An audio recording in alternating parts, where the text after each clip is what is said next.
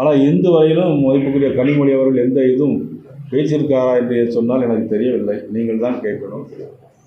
முதலமைச்சரும் இதுவரைக்கும் எந்த விதமான அறிக்கையும் இதுவரைக்கும் தந்திருக்காரான்னு சொன்னால் அதை பத்திரிகையாளர் ஊடகத்தில் நீங்கள் தான் அதை பற்றி கேட்கணும்.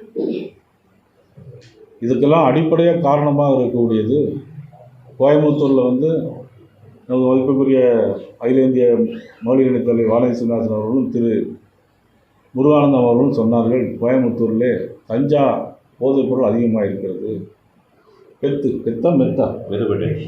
மெத்துப்பட்டை அதிகமாக இருக்கிறது.